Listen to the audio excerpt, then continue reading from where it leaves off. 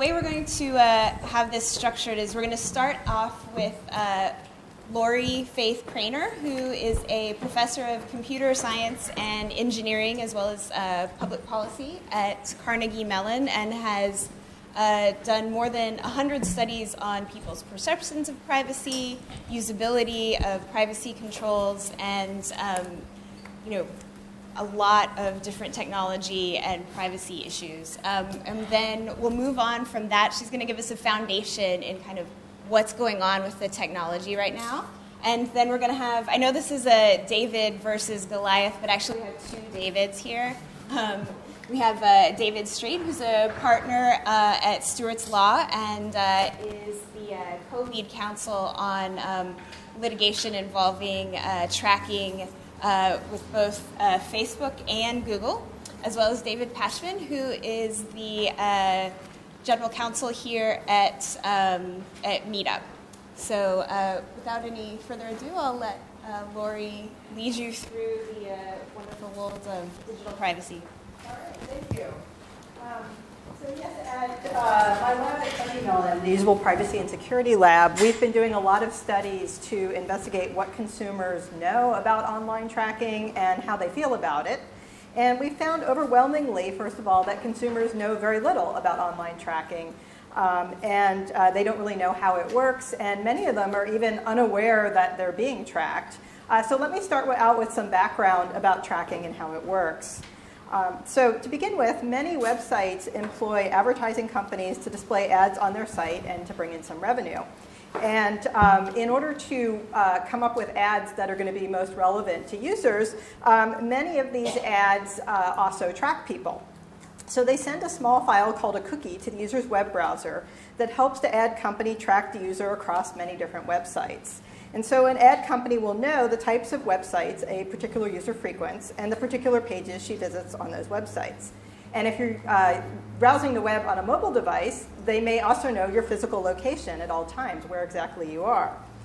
So this will allow the ad company to infer things about the user and may help the ad company select ads that may be of interest to the user. So for me personally, based on the websites that I've been looking at the past few days, the ad companies might have realized that I was planning a trip to New York, and they might have figured out that I'm renovating my kitchen, and that somebody in my house recently had pink eye. But users are generally unaware of this tracking, and even if they are aware, it is difficult for them to figure out exactly who's tracking them and what information is being collected and how that information will be used. When we do interviews with internet users and ask them about this, and we describe this sort of activity, people tell us this sounds very creepy. That's a word that we hear a lot from people, creepy. Some users say that they understand that advertising might be necessary to support the free services that they get on the internet, but they ask why their personal information has to be part of the deal. They think it's enough that they're looking at the ads. Why should they have to hand over their personal information?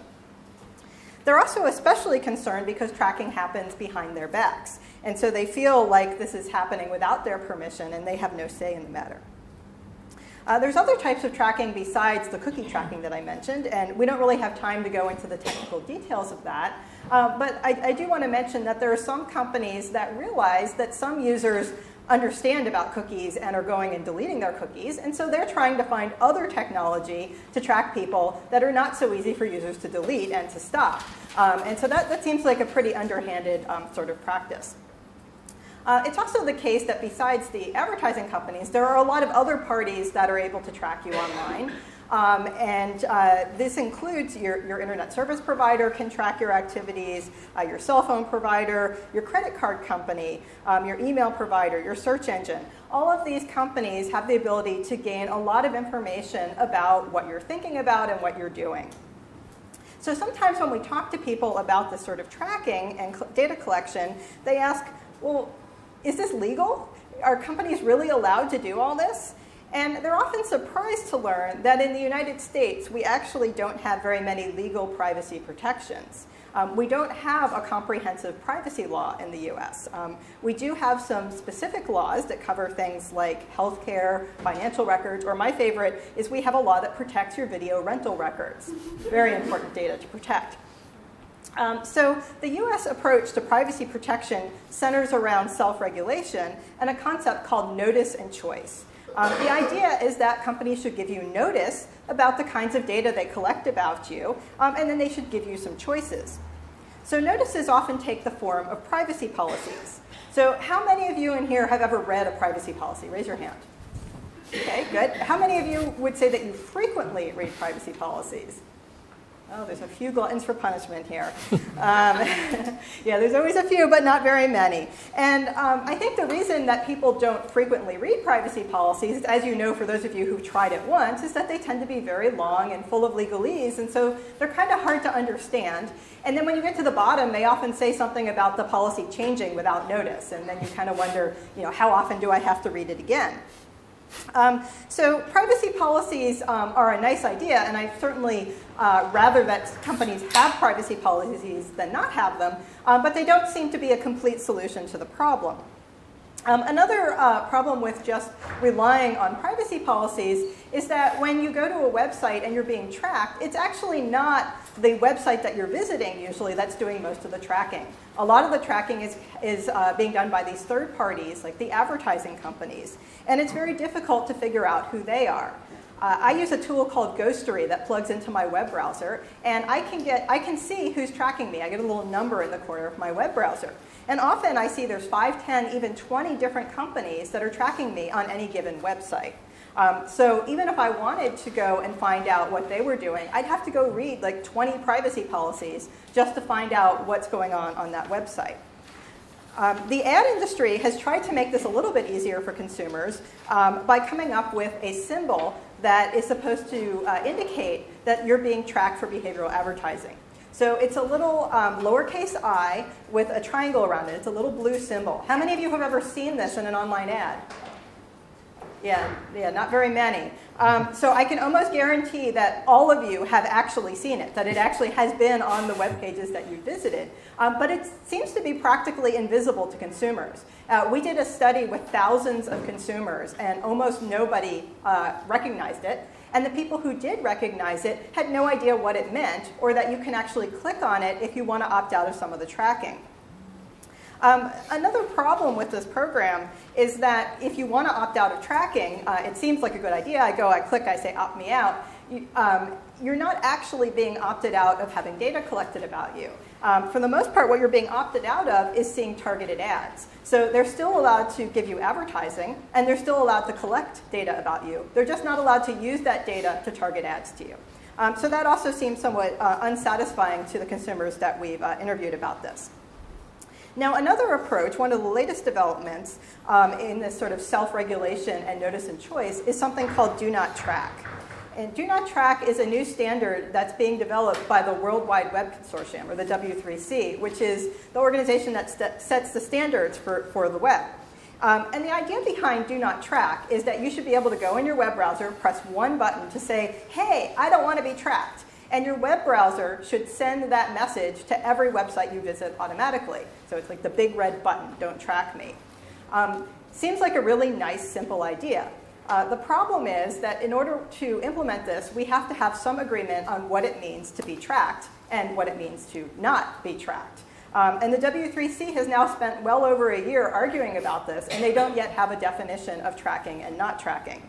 And so there's been, in the media lately, there's been a number of articles where people have said, Do Not Track is off track, it's stalled, it's not going to happen.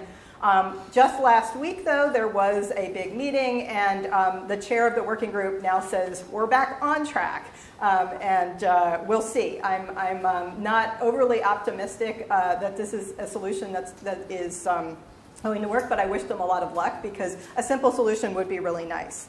So in the meantime, we're left in a situation where consumers have very little insights into what data is being collected about them and how it's being used, and what they can do to protect their privacy. Thank you very much. So we're going to move on to debate now, and then we'll follow this up with a Q&A. So if you guys have any questions, just hold them until the end of our debate, and we do want to hear from you as well. So one of the interesting things, as you heard Lorrie talking about, was that people don't always know exactly what tracking means, what privacy means. And so just to set some ground rules for our discussion, I wanted to clarify for you. A lot of people associate privacy with data protection and protecting your information against hacking, for example. And although that is important, that's not exactly what we're talking about here. So what we wanted to focus on was the sort of privacy that you understand when you're reading privacy policies, that people who are consumers of these goods on the internet understand, and how they relate to companies that are providing these services, as well as what regular people's expectations are regarding how the data is collected and then eventually how it's used. So that is really what we wanted to talk about. But even when you're talking about that, it's not clear what a consumer who's just an average web user should expect in terms of their own rights regarding their information and what is going on with their data online. So I think you guys have some different views on that. I think we'll start with David Pashman here. Okay, so I guess just to be clear, I would not propose that consumers have no privacy rights or that privacy is dead. I mean, there's been CEOs of companies that would say exactly that. The CEO of Sun Microsystems basically said, get over it, you have no privacy rights anyway, and that's kind of ironic considering he's part of a working group that's supposed to be developing privacy standards for the next generation of internet users. And also famously, Mark Zuckerberg said, privacy is no longer the social norm. That's not where I would come out, but as he went on to say, privacy notions are evolving. And so I think that the privacy rights that consumers have, to some degree have to reflect societal norms and consumer expectations, but they can't be frozen in time as to what society now thinks. If laws, and I guess Lorrie mentioned this a little bit earlier, that there's no omnibus privacy law, although there's a lot of proposals and people expect that there will be a law sometime this year, maybe next year, that deals with digital privacy. If the government was to set a normative standard of privacy for us, they would probably lock us into the privacy standards that we see today. And I think that would be a bad thing. I think that the privacy standards need to be flexible and need to be able to evolve. And the other problem is that there is no one societal norm. I mean, my view of my privacy rights might not be the same as a different person's from a different demographic, of a different generation, of a different user experience. And so while Lorrie painted a fairly bleak picture of the notice and consent regime that we have now that looks to market solutions, I still think that the best way to sort out this privacy challenge is to allow consumers to make informed choices and to make those choices in the marketplace, and then the privacy options and the technologies that companies will offer would be reflective of those choices. And David, I'm guessing you disagree? We have some disagreement. And before I begin, just simply based on how we're dressed, which one of us works in a law firm and which works for a tech startup? I'd like to just take one step back and talk about what Lorrie had said about the current regime we live in the United States. For those of you who don't remember, back to 1997, President Clinton and Vice President Gore came up with a framework for digital commerce. This was in response to what Europe had done 2 years earlier with the Data Privacy Directive, which was a very top-down approach. Government tells market participants how they must protect data and on what terms. It was a directive out to all the EU member states, and then they passed laws consistent with the data directive. The United States decided we don't want to go down that path. It stifles innovation. The United States is the leader in the world for innovation. Innovation's important. Free market's important. And this framework set forth the standards, the goals, how we should start this new thing called the internet. At the time, I think they were calling it the global information infrastructure. That's how old this document is. The basic principles are free market, contract-based protection of digital privacy. There are other principles in there regarding certain things we won't go into, but one of the 5 is privacy. And the idea is a noble goal that digital privacy should be protected by the agreement that the market participants come to. You're the online service provider. I'm the consumer. We decide between ourselves how we want to protect privacy. I put forth here, and we should discuss it, I think that we should kill the framework. I don't think it has worked. I like free market enterprise. I don't want to stifle innovation, and David, of course, says that we slimy lawyers want to do that, but it's actually the opposite. It's because I believe in consumer choice that I don't think the free market framework works anymore. I don't think we should go to the other extreme, to what Europe has done. I think their top-down, heavy-handed regulatory approach perhaps is too much. But perhaps we can find a middle ground, and I think perhaps if we talk about this a little more in depth as to how we find that middle ground, what do we do? Are privacy policies even workable?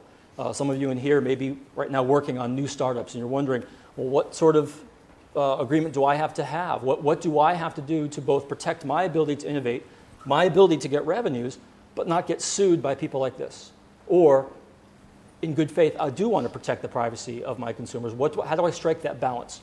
So that's the basic foundational talk. So, I mean, but there's another question here that I think you touched on, but I mean, a lot of the services that we're talking about are free. And this is something that I hear from companies a lot as a reporter, that people are getting free services, and so they need to be willing to make a trade-off for that. So, I mean, what's your answer to that in terms of how the internet economy has developed? Well, if you are providing a free service, I would say it's not a free service. Anybody here who has an online service provider, if you are providing a free service to users, the users are the content, right? At that point, they are what you're selling. What does Mark Zuckerberg sell to other users? He sells you, your content. If people are interested in what you're doing, when you sign on to Facebook, that's the product. So in my mind, it's not free. But additionally, they're looking to sell advertising. There are many ways that an online service provider, even one providing a free service, can raise revenues. They could sell advertising randomly, not targeted advertising based on who you are, but simply based on who they think is on. Obviously, there's a subscription model, which Jen, your company does.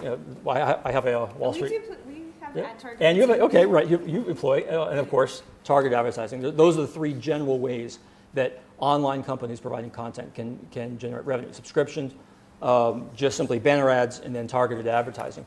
I don't object, obviously, to subscriptions. I have a Wall Street Journal subscription. I don't object to seeing banner ads. Sometimes I ignore them. Sometimes I think they're interesting. Depends if they're clever. And I actually don't mind targeted advertising if it's based on information that I knew was being gathered about me with my consent. There's some information I don't care. If I go on to Toyota.com because I'm thinking of buying a Toyota Camry, that doesn't bother me if people track. But there are other things I do web searching about I don't want people to know.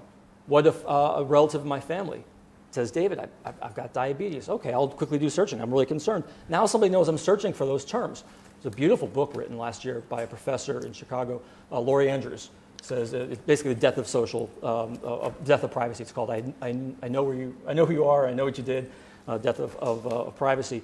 She talks about our other digital selves, and she's concerned that we have an alternative person that's being constructed in the aggregate based on all these searching habits that we have. And I'm not sure I'm comfortable with that information. So how do we pay for these online free services? I don't mind the tracking, but it has to be consensual. So, I mean, I think it's a really interesting question. Is there an economy for privacy? Right. Do you have experience with that? So before I point out where David and I disagree, I'll say that I do agree that there should be some boundaries of fairness on how companies use information that they collect about their users, even in the context of a free service. I think it is fair for a service provider to use the information in a way that would be reasonably expected by the user in the context in which that information was gathered. And I think it's fair for a service provider to use that information beyond that context if there's adequate notice and consent. And we'll talk, we can get into what that really means. But the way David framed it, I don't have a problem with, but what my main point of objection is that I don't think that government or regulators should be legislating or litigators should be litigating to drive business models of service providers. I don't want I don't want a world where the government has decided what is an acceptable business model for a service provider to pursue. And if we can imagine a world where instead of services being paid for explicitly through currency, or rather than them being paid for implicitly through privacy, they were then paid for explicitly by currency. So instead of Facebook doing all the tracking that you know they do and the tracking that you don't know they do, I paid a subscription fee for Facebook, or I paid per post. Some people, putting aside whether that's a reality that we can move to, some people think this would either be a great idea, or some people think this would be a horrible idea, because if Facebook was forced to disclose everything they were doing to track you, people would run for the hills.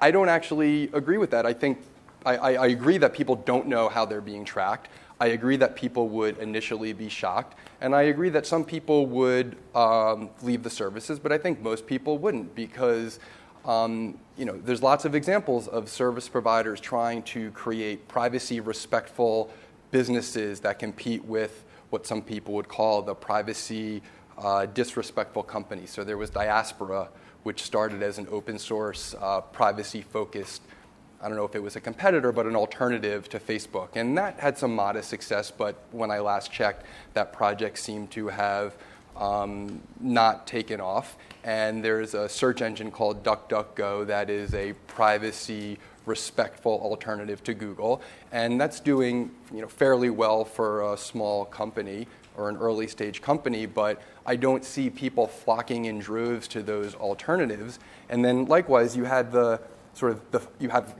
almost annually there's a Facebook privacy misstep, and there's talk of people leaving Facebook, but most people don't. And everyone probably remembers what happened when Instagram posted their new terms of service and privacy policy. There was a huge outrage.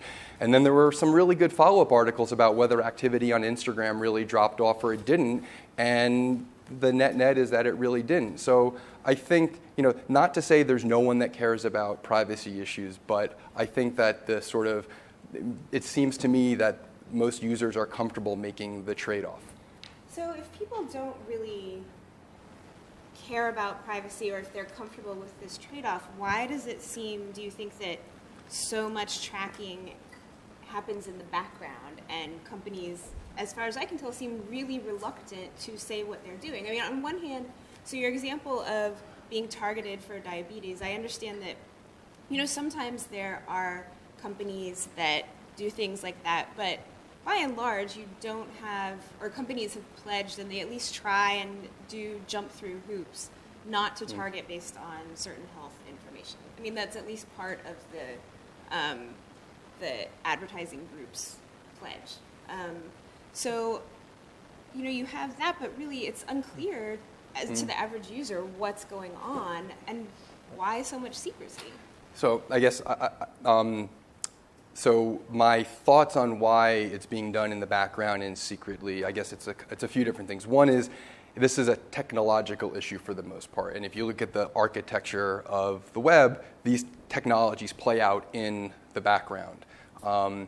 And another reason is that it's, attributing the best motive to companies, and not all companies deserve the best motive. It's possible that this is not an attempt to do it in secret, but an attempt to do it in a way that doesn't degrade a user experience or divert people from using the service, not because they would be horrified, but because anything that disrupts a registration process or an onboarding process or a product experience is seen as a negative. So those are a few reasons why it might be the case. But a point where David and I might share some overlap is I'm all in favor of a more robust notice and disclosure system so that some of these things can be made more apparent. And maybe privacy policies are the right way to do it. Maybe a different way of approaching privacy policies is the right way to do it. But I acknowledge that it is hard to understand how companies are collecting data, which is why I think it's sensible to just always assume the worst. And if you're comfortable with that, then you've got yourself covered. Because you really should assume that everything you're doing online is being tracked, not just clicks of buttons, but mouse movements or cursor movements across the screen. I mean, it's shocking. Lorrie can talk about this maybe if we want, but the technology exists to basically record everything. That's not to say that companies are doing it.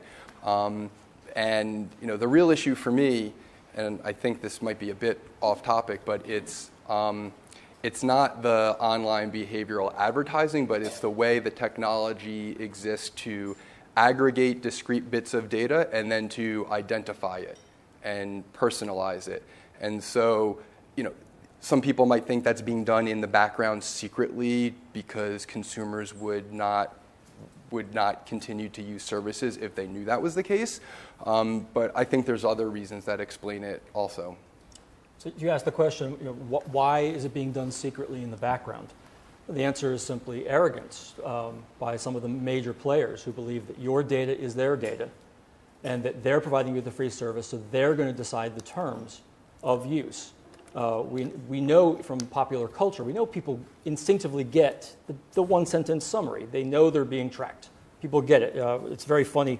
Last year, when news broke that Google was secretly stealing information that was leaking from Wi-Fi routers when they were doing their Street View pictures, and they got smacked by the Federal Trade Commission for doing this. And Jon Stewart said on the Daily Show, he said, "Google, I'm shocked.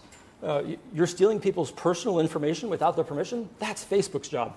It was very fun. And everybody laughed, even in the audience. People knew. People who maybe weren't tech savvy. People get it. There's something going on that's not quite right. But the reason why these companies keep the information secret is they know that the average person just doesn't get it.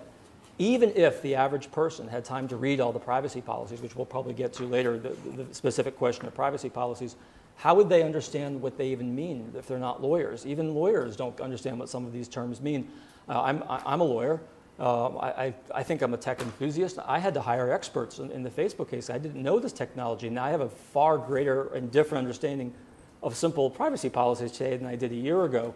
I don't know how the average person can use them. And I think that's why these online companies keep the tracking secrets, because if the word got out exactly how much information was being used, then I think people would grow increasingly uncomfortable. There are many studies that Berkeley and University of Pennsylvania in 2009 did a study on this. Pew did a study on this. When people are told, here's what's actually being tracked, the response rates, are you uncomfortable with web tracking, increases up to something like 86%.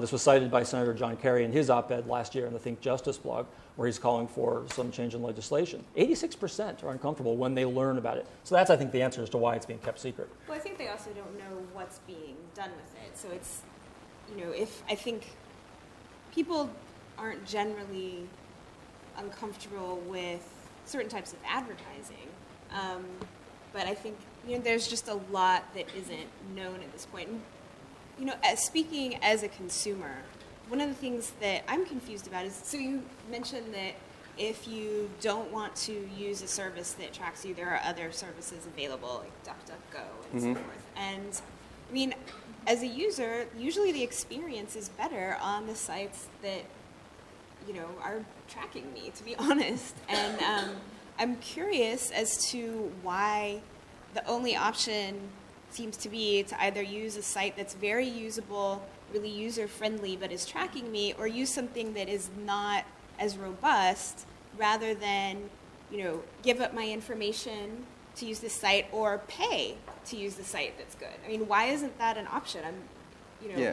So I think, and again, this is sort of me, so I don't have the complete picture of how these services evolve, but I think what we're seeing now is as consumers become more aware of these practices, whether it's through privacy policies or the possibly successful implementation of the Clinton-Gore notice framework, or whether it's reporting that you and others at the Journal do or reports that Lorrie does, you're seeing companies that are starting to pop up that try and implement this pay for privacy model with a data locker, for example. There's a company called Reputation, used to be called Reputation Defender, and most of what they do is basically take down those awful Facebook photos that someone took of you while you were drunk in college, or some awful product reviews. But another thing that they're developing is a data locker where you put all your personal information in this locker, a virtual locker, and you mete it out or you dole it out to sites as you want it, and the link to monetization isn't really clear, but you're seeing services like this evolve because the entrenched companies like Facebook and Google are unlikely to pivot their business model from a sort of a monetization of information to something else. So these services will exist as bolt-ons, I think. So also pulling on one of your points about kind of the aggregation of data and why that's important. This is something that has really interested me, reporting on this and talking with readers. How many of you guys know what the third-party doctrine is? Got some lawyers in here. Wait a minute. Owen, you have to know what that is. Why are you Okay, fine. You're calling him out? That's really not fair. What are you talking about? He goes to law school. It's the Socratic method. So the third-party doctrine is a legal doctrine that basically says that in, I guess, most instances, certain content is off limits. But basically, once you give your information to a third party, you lose your privacy interest in it. So that means the government doesn't need a warrant to get that information.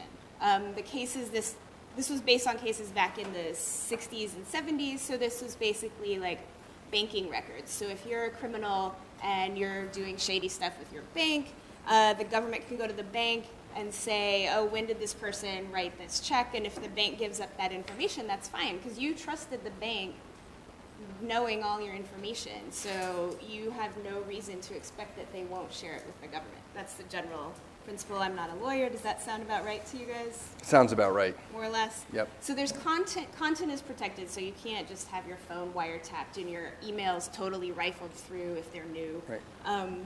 But yes. I think this is something that I think goes to a point of, if you have this information aggregated about yourself, like the concern here isn't just I'm being served targeted ads. I like targeted ads, actually. I don't want ads for things I don't want. I think that's completely fair. But there are other issues here, including legal issues and so forth. So how much are people who are in the startup community or in the tech world thinking about this? And how do you think that this affects the privacy fight overall? And I'm sure you guys have other examples of ways that the data can be used. But. Right. You want to go first? Sure. So going back to what I said before about if you don't know how your data is being used, you should assume the worst. I think that from that flows a few obligations that users have and a few obligations that service providers have. And the obligations that users have is to take responsibility for your own privacy. Not just privacy in the sense that we're talking about now, but also your data security. So your password shouldn't be password or your dog's name, but more, beyond that, you should be thoughtful about what information you give up. If you're just hearing for the first time that anything you say can and will be used against you for targeted ads or other purposes, you should be thoughtful about, well, does TripAdvisor really need to know my birthday and my hometown, or hundreds of other examples. So take responsibility for your own privacy. But then I think in this framework of notice, consent, free market solutions, service providers have obligations that rise beyond those simply imposed by law, because hopefully these things play out in the free market. So I can't speak for other lawyers or other executives at other companies, but I know personally I feel like I have an obligation to be protective of member data. So going to the third-party doctrine that Jennifer mentioned, we would be within our legal right to simply respond to government subpoenas or warrants upon presentment and just basically dole out user information and not go beyond that and be protective of member data. But we don't just simply automatically respond to subpoenas, and we basically do our homework and our diligence to understand what's going on. I think another obligation that service providers have is to be thoughtful and responsible of who their third-party partners are, because in the privacy policies that most of you have never read, it talks about, yes, we collect your information and we won't share it or sell it to anyone except our third-party service providers. So sure, the obvious example is Amazon will share your address with FedEx to deliver your awesome new book or Kindle or whatever it is, but they might also share information with other service providers. And so you as a consumer have the choice whether or not to do business with Amazon, but you don't know who their service providers are and who they're sharing information with. So I think companies have an obligation to be thoughtful about who they're choosing to do business with and to really diligence the manner in which those third parties protect information. And another thing, I think, another obligation that service providers have is to be transparent about how they're using your data. Because if you now are coming to grips with this world where everything is aggregated and there's this online profile of you, there's some pretty interesting, David would say scary things, and Lorrie would say creepy things, or rather Lorrie's subjects would say not subjects, that sounds so lab rat. Lorrie's participants would say it's creepy, and so that's sort of a judgment call that everyone can make for themselves, but sites are using that data to change the way the sites interact with you, and if you don't know that, you're not getting the experience you think. So CNN might personalize news for you, and then they're making a decision about what news you should read. And so I think it's really important for sites to be transparent about how that works. There's a really great book called The Filter Bubble that goes into this, but the Google search result that I do is I could type in the same query and I'm going to get different results than anyone in here, and that, Google views that as a product enhancing feature, but I think it's important that they be transparent about how that works so you know how your experience is being engineered. So David, I'm sure you have some... Absolutely. Yeah, I'm glad to hear. Meetup is a great company, and I will disclose I actually use Meetup. I think it's a great company, so I don't want to speak ill of any one particular company, especially the two that I'm suing, Facebook and Google. We'll leave that to the courts. But I think the third-party issue is very important. We limit our discussion sometimes to third-party tracking. Are you willing to give up some of your information in order to get third-party ads or advertising that's more targeted to your interests? Well, that's really not the question. The question is who should decide how much information and what information about you should be gathered and tracked against your will? This is not a question of what information you post on Facebook or on Meetup. It's a question of Facebook installing tracking cookies or other types of tracking devices, pixels, and Lorrie knows the technology infinitely better than I do, but how these tracking devices work in gathering information about your web searching on another site and then gathering that and using that information. I identified 3 primary ways that online content providers make money, and it's subscriptions, it's banner ads, and targeted ads, but there are 20 other ways you can generate revenue. One example, for instance, we just touched on, has to do with selling your data. That's an increasing, in fact, I might even say that's the 4th primary way that online content providers are getting revenue, selling your data that you've consented to them sharing with third parties. When your online content provider shares it, this is not volunteer work. They're making money off you. They're selling your data for their benefit, so they're generating revenue. And this is information that most people, according to Pew, 86% are uncomfortable with this sort of tracking, gathering information that they don't know. The next level of third-party, the third-party issue is the government. We're not going to talk about that here. This is not a Fourth Amendment search and seizure, police state type of discussion. We won't have it. But it's something to keep in mind that it is true. The courts have said there's no reasonable general expectation of privacy information that you provide to a third party. There's some contractual privacy you can expect. If you give your information to a bank, for instance, they contractually say, we're not going to share this. If you give your information to a hospital or a nurse, well, there's a law that says that he or she can't then provide that sector-specific. But generally, yes, there is this reduced expectation of privacy and information that you give to a third party. Well, one of those uses of that information is government investigation.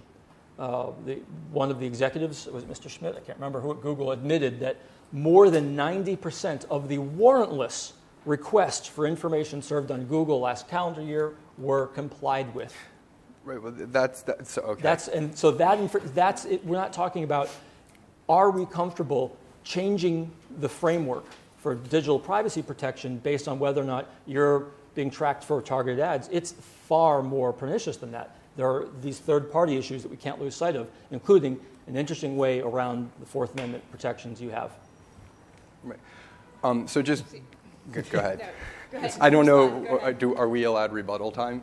Yeah, it's fine. Okay. So I mean, again, well, that I'll save that for another more legally oriented audience. But David keeps going back to the issue of these companies are collecting your data and selling your data, and people are uncomfortable with that. And so I would attack that on two grounds.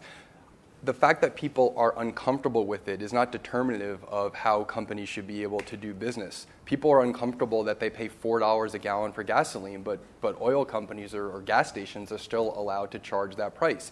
If people are uncomfortable with something, they can choose not to use the service, or they can continue to use the service and be uncomfortable with it. That's the system that I favor. I do not favor a regulatory scheme where the government is telling companies how to develop their business models and what they can do within the confines of what society, some segment of society now thinks is comfortable. Since this is social media week, I'm going to assume that people here are fairly comfortable with user-generated content. And there was a law that was passed, I think it was in 1986, that basically made the social web possible and allowed user-generated content to evolve into what it is today. And that law at the time, again, this is not a discussion of that, but that law at the time basically said service providers are not responsible for any content that they don't create. That was not the societal norm at the time. That was a rare example of congressional foresight, I think, but they explicitly said this is a law we're passing to allow the internet to flourish. And I think there's a good analogy in that law and the privacy situation today. And so if that law reflected the sort of general pervasive thought of user-generated content and locked that in, we would have a very different web than we do today. So I think the fact that users are not comfortable with what companies might be doing is not a reason to prevent them from doing that. So I think we have time for one last question here, and then we'll move on to Q&A. But so how the heck do we fix this? I mean, because as a reader, looking at privacy policies, you're talking about third-party sharing without getting into warrants and whatnot. Almost every single one says we can share the data with trusted third parties. I have no idea what that means. Like, there's so many terms in there that I just cannot decipher. So how do we fix this problem? Because it's very confusing. And I would like to apologize. We're going to break the format just a little bit. I've asked permission to ask Dr. Cranor a question during this question, and she's volunteered to help. Calling in reinforcements? Calling in reinforcements here, which is fine. It's a very good question. What do we do? I have said from the beginning of this discussion, we've had discussions about this. I think the Clinton-Gore framework from 1997 is broken. I'll read you a little bit about that. It's based on, as you know, the free market. That was what we had. The promise of the new internet age in the 90s, the tech bubble. Everything was wonderful. The internet is going to change the world, and it really has in fundamental ways. So the question is, how do we legally construct a framework where this can function and we can balance all the competing interests? And this is something that Mr. Clinton and Gore said. Fully informed buyers and sellers could voluntarily agree to form a contract subject to this uniform legal framework, the framework of a free market. Just as parties currently choose the body of law used to interpret contract, participants in the marketplace, and that means you, and that means us, that means the companies as well, should define and articulate most of the rules that will govern electronic commerce. That's a wonderful, wonderful idea. I love the idea that every time that you go online and you log into Facebook, and Facebook says, by the way, when you're on these other websites and you're searching for Toyota Camrys We'd like to be able to gather that information. So are you comfortable with that? What do you do? And every time you interact with a website, you negotiate a new legal contract. That sounds good in theory, but you can't bring your lawyer along with you every time that you go online. We can't lawyer up. The question now is, should we continue the Clinton-Gore framework governed by privacy policies where you click, I accept? And I won't go into the very funny parody last year that South Park did on this exact topic. Poor Cartman was caught in some interesting problems because he clicked I accept to an Apple privacy policy that got him into some trouble. And they, of course, all the other students said, you didn't read the privacy policy before you clicked accept, as if it was understood. So I asked the question, how difficult would it be? Suppose you decided to take the framework seriously. You're a market participant, and you decide yes or no, take it or leave it. Am I going to agree to the privacy policy, or am I going to say I don't want to join? I asked Dr. Cranor, do you have any thoughts? Is that possible, based on your research at Carnegie Mellon? Right. So a few years ago, one of my students asked that exact same question. That was Alicia McDonald, who is now the director of privacy at Stanford University. So Alicia went and got some data about how many websites typical American visits in a year. She went and looked at what is the average length of their privacy policies. She looked at what is the average number of words per minute that the typical American can read. And she developed a model, worked it all out, and she came up with the average number of hours per year to read all of the privacy policies just once during the year for every website you visit would be about 200 hours per year. So that's like 5 work weeks. I mean, that's clearly ridiculous. Thank you. I would actually add that, as a lawyer who is a consumer advocate would say, even if you spent 5 weeks out of the year reading the privacy policies that you clicked on, would you understand them without a lawyer looking over your shoulder every time that Facebook is looking over your shoulder? So as a fundamental question, it's broken. I'm not sure that David would disagree. He would never say everything is perfect. Where we fundamentally disagree, I think, is how do you fix it? I believe last year that Senators McCain and Kerry, and now, of course, Secretary Kerry, when they proposed a privacy bill of rights, I think they were on the right track. That we need, as a society, to recognize, I believe, the reasonable expectations of privacy that exist today. What does the average consumer honestly think is happening with his or her data? Understanding that we have free services that need to be funded with something, but it's got to be done consensually. And perhaps it's unworkable. I don't know. David's going to point out technological reasons, I'm sure, because he knows the technology better than I do, why this is unworkable. But I would like to see something along the line of what Senators McCain and Kerry proposed on their Bill of Rights, something where it says there are some sacrosanct areas of information that you as the consumer have the right to opt out of and still accept click on the contract. And these should be done in plain English. Certain things about web tracking other sites while you're logged on to Facebook. Certain search terms on Google should be done on an anonymous basis. Should Google actually have the right to collect that information, not on an anonymous basis, but instead gather information about your search terms and keep them stored forever? Of course, they can be subpoenaed by the government. That seems rather odd. Opting out of those sort of data collection methods, I believe, should be your right, even if you want to take advantage of the free service. David will obviously disagree with that. So we need to, I think, find a middle ground between the promise of 1997, which is a wonderful promise, and the overburdened Europeans who are suffering from the data protection directive, and find a middle ground that perhaps takes the best of both.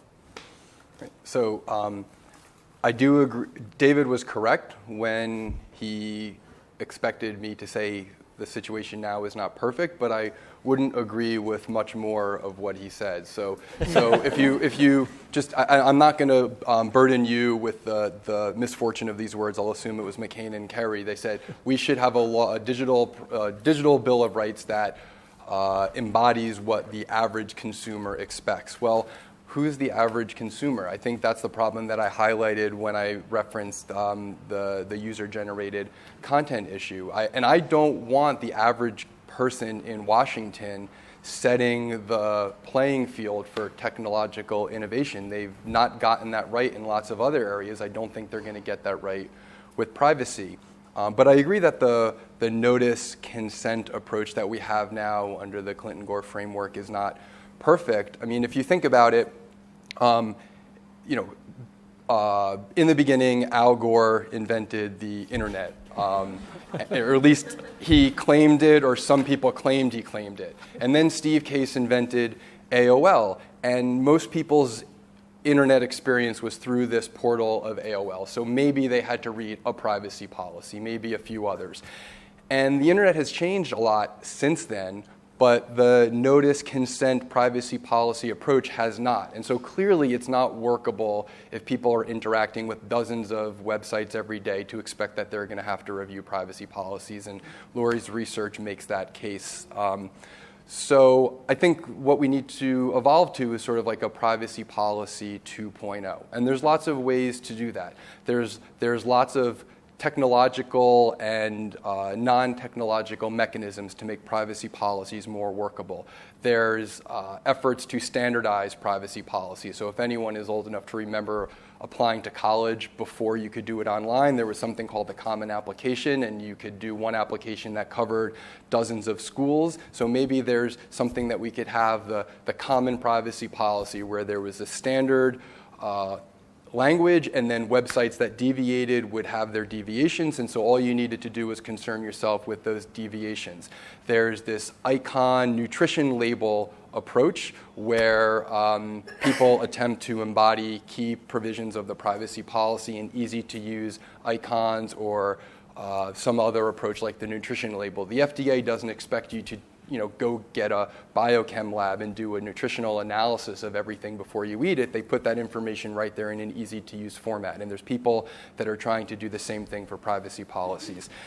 There's a simple approach of a sort of layered notice where, yes, we still have this ridiculously long privacy policy, but before you get there, there's a plain English summary of that. There's third-party certification services that basically do all the hard work for you, and they'll put their good housekeeping seal of approval on that. And there's lots of others.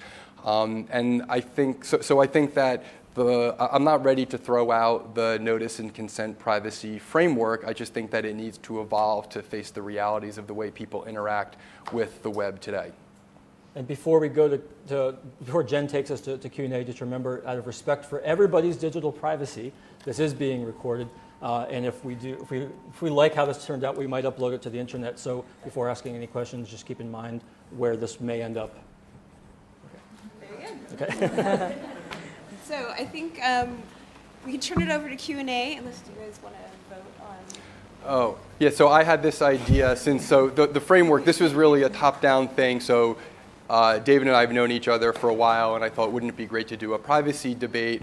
And sort of, the name David and Goliath might be a bit counterintuitive if we're both David, but the way he frames the issue is that there's all the poor Davids of the users out there trying to battle against the large companies and the Googles and the Facebooks that are abusing their privacy rights. But the way I frame it is that there's a lot of early stage technology companies that are trying to innovate and develop great new services that are facing this crushing blow of a regulatory scheme, which is really the Goliath. So depending on how you frame it, or depending on your perspective, you frame the issue differently. So I was hoping that we could basically take sort of a poll here to see how people came out, and sort of, to the extent that we're going to crown a winner of this debate, we try and do that. But there's no prizes or anything like that. I guess it's just there's no money riding on this. Yeah, exactly. David's up for his bonus. I think he wants a big vote on his behalf here. Yeah. So I mean, I'm just curious, who in the audience sees the David in this story as being the consumer? Anybody? All right, that's a fair number. And who sees the David in this story as being the start of the tech world? All right, can you tell me who won that? It's a tie. It's a tie. Exactly. Okay.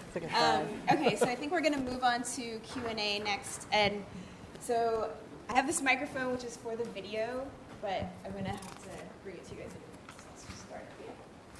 Hi. First, I wanted to thank you for a great conversation, a great debate, a lot of good ideas. I didn't think I'd like both sides of the argument as much as I did.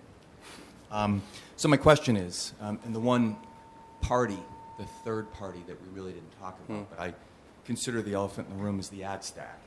And I don't know how many people saw the article about the ad rec and how much press is going around about just how many ill-doings are going on in terms of measurement and reporting and people winking at each other and knowing that it's all bullshit. What is your opinion on that third party getting their hands all over the data, because it's not Land's End, it's not Google, it's a series of data aggregators and DSPs and all that, that I think would make people feel even that much more creepy. Yeah. So I Do you want to? Could folks in the back hear that? I realize you guys are facing the other way. So the question is about the data aggregators and all of the myriad companies that are involved And in making money. Yeah, and making money in the ad industry. What folks' views are on those people, because it's not somebody that the consumer is necessarily interacting with, and so is that a Yeah. and there's been a lot of discussion about how, in a number of ways, there are nefarious behaviors going on, whether that is fraudulent behavior, a number of other things that are detrimental to consumers as well as to publishers, advertisers, the other sort of brand names in the equation. So do you guys have any view on how that fits into this? Sure. So just, I do have a personal view, but just so you know, Meetup does not participate in the ad game. We don't, other than the sort of service provider exception that I talked about, which we don't even take advantage of or employ. We don't participate in ad networks, and any information we collect, which is very basic and generally user inputted data as opposed to surreptitiously collected browsing data, is used internally on the site for things like recommendations and product features. So I don't have that sort of firsthand behind the scenes look at how that nefarious or possibly nefarious world works, but from being aware of what's going on, I agree that this is the biggest issue of concern, and it goes not towards the serving of behaviorally targeted ads, but it goes to the aggregation and identification of data where companies can compile data composites of you, not based just on your online activity, but in certain cases connecting offline activity as well. I think it was an article that you wrote that talked about credit card companies pairing up purchasing decisions with other things and serving ads based on that. So, on the one hand, it's an interesting thing to think about Jenny Craig or a diet company serving an ad to someone that just had 4 meals in one day at McDonald's. But sort of the behind-the-scenes thing that's going on is that every single action you take on site is being fed into these third parties that are aggregating data, and that can be great, or that can be a detrimental thing. I think actually data, that's a great question. We didn't touch on it during the debate. I would like to ask Dr. Cranor's a question on this, the technology side of it, but my biggest concern actually is data aggregation. That to me is more important than the problem with Facebook tracking where you surf on the web while you're logged in, or in our lawsuit logged out, of Facebook. The bigger problem is data aggregation, because one of the great arguments we've seen, great meaning common arguments we've seen that some of these online content providers are putting forward is that, well, we gather it, but it's on an anonymous basis. You're number 1, 2, 3, 4, 5. You're not David Pashman. We are gathering this on an anonymous basis, but then they sell the information, and somebody else gathers information, and they find out that somebody with this zip code +4, which is actually just my building in Murray Hill, actually is its own zip code +4, I think, and then they find out that your age, and then once you start putting the information together from different websites, they know exactly who you are. And I believe we've reached the stage, probably this past year, 2012 may have been the breakout year for this technologically, where the idea of anonymous data is irrelevant. Because of the data aggregation, that is incredibly scary, because this anonymous pack of data, this anonymous pack of data, plus this anonymous pack of data means somebody out there that you didn't know is out there, even though is putting together a complete, accurate picture of you. Lori Andrews at Chicago Kent School of Law said this in her book, and maybe Dr. Cranor, maybe you can speak to whether have we reached that point, or am I being paranoid? No, I think it's very difficult to be completely anonymous when you go online, and I think you're absolutely right that when the data is aggregated, people who were previously anonymous become identified. I also want to jump in and comment on David Pashman's statement that this notice and choice approach just needs to evolve for the modern age. And I've been a believer in notice and choice for many years, and I've worked on some of these privacy standards and was a big cheerleader for them. But what I've seen is that they're really limited by the lack of regulation to enforce them. And so we've seen these standards come and go without enforcement. And I think this is a case in point, is that we have all these third parties who are also getting the data, and there's really very little accountability or anybody checking on them. And I think this is an area that perhaps we need some baseline standards to say, hey, you can still have your targeted ads, you can still collect that data, but you can use that data to target ads. Period. You can't go sell it for all sorts of other purposes. And right now, that's perfectly legal.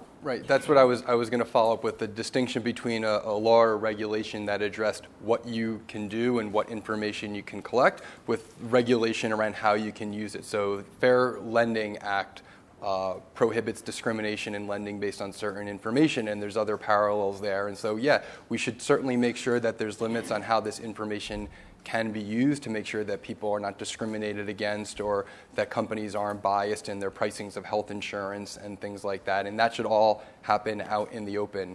And I definitely favor the ability for consumers to get access to the information that's been collected. I guess there's parallel in the Fair Credit Reporting Act where you can get copies of your credit score, and there's a law in California, I think it's called the Shine the Light Law, although I doubt that's the official name, where basically you can make sure that you have ability to get all the information that's been collected about you. But I would stop short of going over to the European model, which I think David alluded to, where they basically say the companies don't own the data they collect about you. The user owns the data that is about them. Because I think once you take that step, then you're too far in favoring privacy rights of the individual in a way that might not be reflective of how people actually think about it. I think you just said you guys agree. No, I said he alluded to it. I didn't. Right. And just remember that this is just for the video, so it's not broadcast. Okay. My question is regarding the data acquisition. Is it possible that this data acquisition could be construed as a relationship in regard to the do not call registry, in which even though you're on a do not call list, certain companies can call you because they have a previously established relationship with you? Could this be construed as a relationship? If you'd like, I don't know if you want to repeat the question. The basic question was, could we use a pre-existing regulation, the do not call registry through the Federal Trade Commission, to perhaps use that existing law to enforce web tracking desires rather than trying to get new regulation? That's a good question. The answer is no. As a lawyer, I probably shouldn't be definitive. Only a judge can say that, but I would say no. In fact, the case that I'm right now participating in against Facebook, we didn't use do not call, didn't even allude to it. We are hoping that the court in Silicon Valley, the federal court, San Jose is the seat of the federal court in Silicon Valley, the most important tech court in the country. We're hoping that they will determine that non-consensual, purposeful collection of your web browsing is the actual interception of communication in flight, and therefore is a wiretap violation. That's the path that no judge has ever ruled on that, to our knowledge. That may be the next area. But my concern, I've said this to the press, I said it to MIT Technology Review last summer when they wrote an article about me, calling me a slimy lawyer. It was great. We said it's a pointless battle long term, because even if we get traction, even if we use a pre-existing statute, not do not call, but if we use the Wiretap Act as a way to protect consumers, all these tech companies have to do is simply have paragraph number 174. Well, now we have paragraph 175 that says, by clicking accept, I hereby agree that you will you consent to us tracking you not only while you're logged on to our service, but while you're logged off. Now we're covered, and there'll be no more enforcement, no matter how much traction we get. That was my concern I had then, and it always will be a concern. So as long as we're under this notice regime, the Clinton-Gore framework of a free market approach with contract-based protection of rights, we will never be able to use any of the other statutes because you can consent away. I don't know if anybody disagrees. I will avoid conceding another point of agreement by saying I'm not familiar with the do not call statute, so I can't speak to it.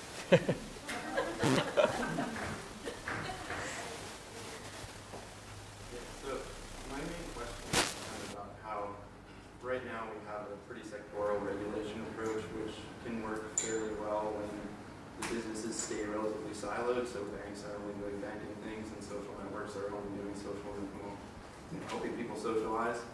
But as those lines start to blur, it seems there's a huge definitional problem where the data that I'm willing to share with my bank is not the data I'm willing to share with Meetup. So whether it's a notice and choice regime or some other privacy bill of rights, how do we kind of square these definitional issues, and then like how does that work into a sectorial regulation approach? Yeah. So do you want to repeat the question? Yeah. So it's as we're moving to share data more widely.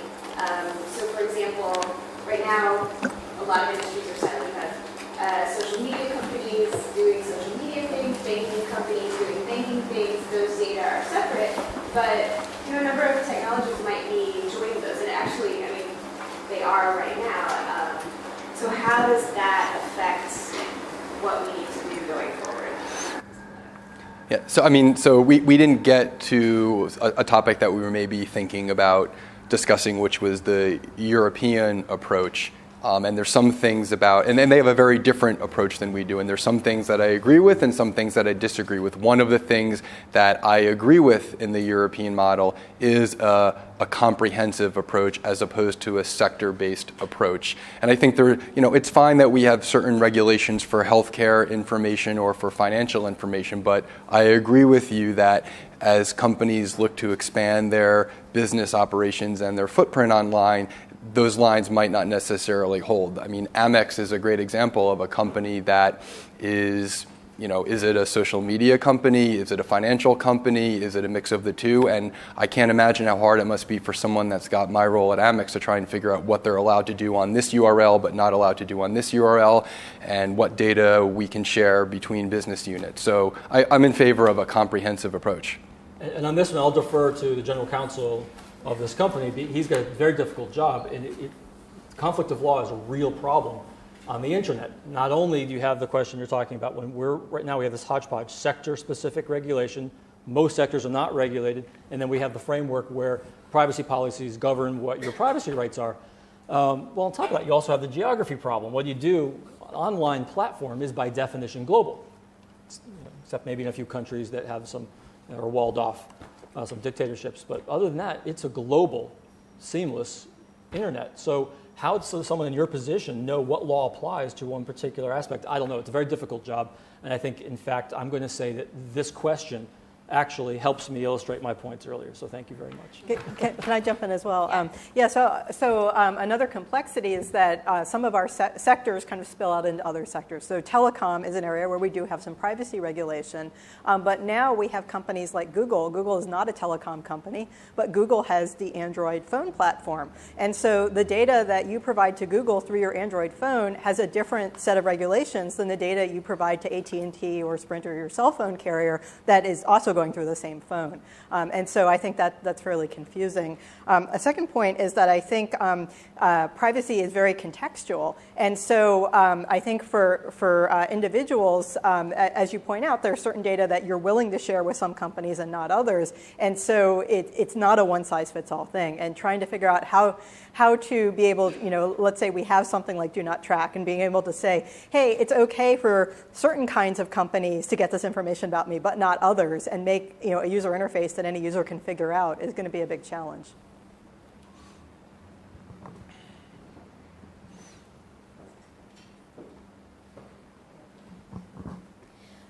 In speaking about the context of the user and who the user is and how it's kind of impossible to come to a generalization, do you think this conversation will kind of become a moot point as time goes on? Because as the user base, the younger users get older, they don't care about this as much. I mean, if this was a room of 14 to 17-year-olds and you polled them, do they even care because they've grown up in this age and are just used to consumerism and being constantly targeted and having their information out there? Do you think it's a problem right now that it's an older user base that is freaked out? Because as you said, when Facebook started, we were like, oh, we don't want them to know about that. And then they constantly push the boundaries of privacy, and we're comfortable with things today we would never be comfortable with 4 or 5 years ago. So do you think that how will this conversation evolve, and will it become moot at some point? So I think Lorrie should answer that first. Did you guys in the back here? It's about how as the younger generation moves up, are they still going to care about privacy? And I think Lorrie's done actually a lot of work along these lines. Yeah. So people often assume that young people don't care about privacy, but that doesn't actually seem to be the case. So there are a number of studies. I myself haven't done them, but I've read the studies that Dana Boyd and others have done, and they find that actually young people do care an awful lot about privacy. They do conceptualize it a little bit differently than adults do. I think one of the biggest privacy threats for a young person is their parents, their teachers, right? So that's really who they're afraid of, and they're not thinking to their future employers for a job they don't have yet, right? They're not really thinking about the government. They will later, most likely, but they do seem to have a notion of wanting to have privacy. Now, that said, I think over time, society's views on privacy, not just young people, but everybody in society, changed. 100 years ago, the type of clothing that was acceptable and how much skin you were allowed to show, was different than what is the norm today. And so we are seeing that as an evolutionary process. And I think the danger is that we have this kind of slow ramping up where we're slowly getting comfortable, giving up some privacy, and then something happens and people realize, oh my gosh, we've given this up, and it's really hard to roll back at that point. Yeah, I mean, I generally agree with that. I don't think that this issue will age away because I think there's really two issues embedded in your question. And we've drawn that distinction. There's the online behavioral advertising, which I think people will get more comfortable with, and then there's the social sharing, which people will get more comfortable with. But as society is becoming more comfortable with that, the technology is advancing to be able to do more things, and that's the data aggregation issue that we were talking about. And I think those issues are now just coming to light, and as technology becomes more powerful, I don't think that that society will just grow accepting of those issues. And I also don't think it's an issue of fixed attitudes. If a 17-year-old today doesn't care about privacy, it doesn't mean that as that person ages, that they will move that attitude through the demographic pile. I think instead that person's attitude will change as they gather more skeletons in their closet. Anybody else? And how are we doing on time, Jen? Okay, so we're going over time.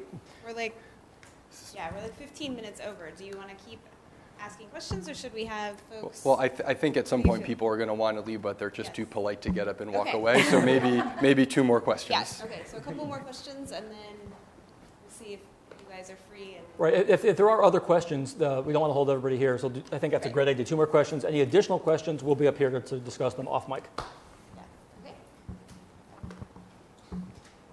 Hi, I know we've been talking about privacy as protecting information about ourselves, but to what extent do any of you feel that privacy is also a value issue? So a case in point, more people are starting to work as basically independent contractors. So they're functioning as businesses, and as an independent contractor, the digital data that I'm creating is probably more valuable than any digital data that my grandmother creates. So, I don't know. I'd just like to hear your thoughts on that. I can address that on a legal issue, and David can maybe address it on a technological issue, and Dr. Cranor can add things where we're wrong. The basic question. Oh, Jen, I don't want to repeat the question for the room. Yeah, it's just whether how much of a issue, how much of this is a value issue in terms of economic value, right? So, for example, we're talking about privacy as protection of data, but how much of it is actually economic? So your data might be worth more than your grandmother's. A business person's data might be worth more than somebody else's who's not as lucrative a customer and so forth. Is my understanding correct? Basic answer is yes, your personally identifiable information, we shorten that PII, has economic value. Many cases, many lawsuits in the past 2 or 3 years that have tried to bring breach of contract claims or tort claims against those who have stolen their PII have been stymied by the courts, who have said, but this information has no value to you.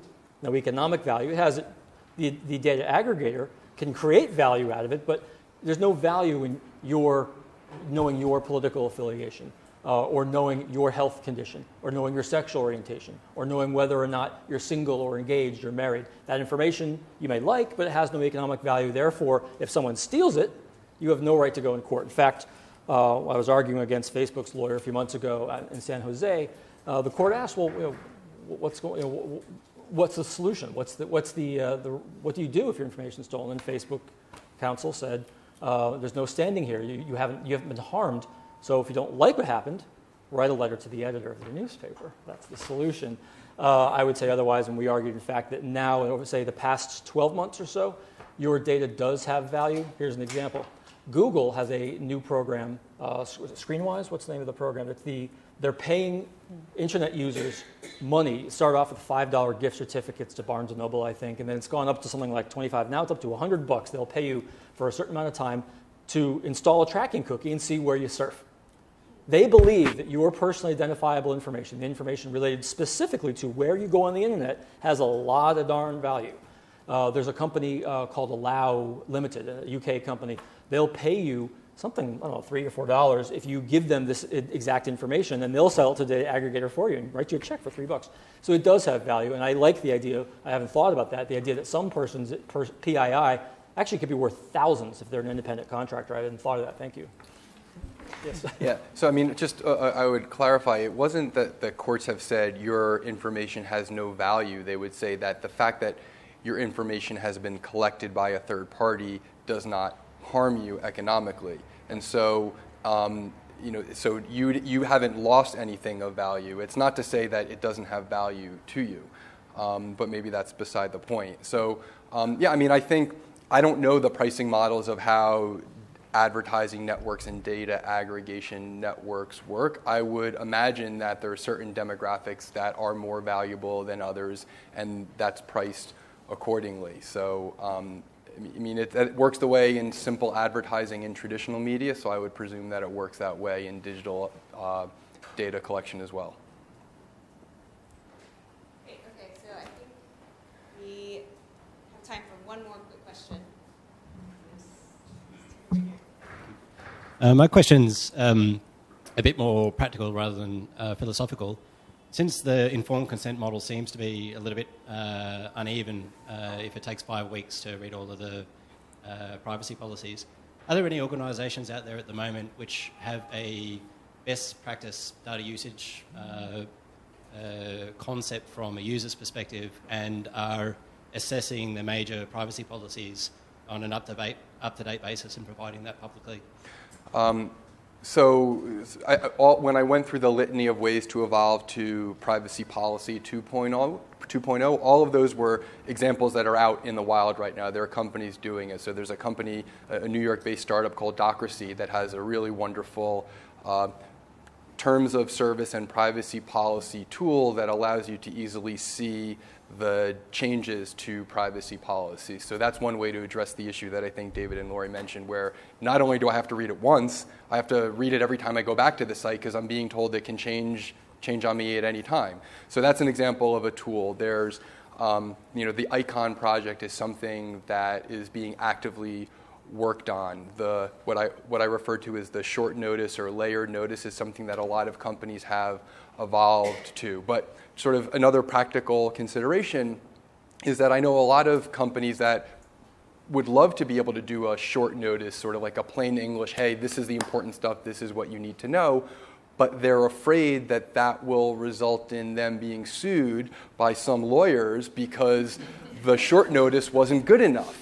And you're telling people, hey, this is helpful, this is what you should read, but you left out all that other stuff. And so that's just one example where there are companies that want to do a better job, but they're trying to weigh it against the potential that doing that better job will result in them facing the same kind of risk that they're trying to avoid. So I don't know, did that fully answer your question? I mean, if you think about companies, and they tend to be younger companies that have a little bit more freedom to operate, when they update their terms of service and their privacy policy, you see a lot of companies doing some of these things. Like when Tumblr updated their terms, they tried the plain English. At the other end of the spectrum, Google did a really great job, I think, of publicizing their new privacy policy, and they had a whole campaign about trying to explain to users. I didn't know you were going to laugh in my face, but the flip side is, and I'm not sure if this was the case, but they may have been subject to an FTC consent decree at the time that kind of gave them that motivation to do that. So. Well, thank you so much. And if you guys have any other questions, I think you'll be around for a couple minutes, and really appreciate it. Thanks for the questions.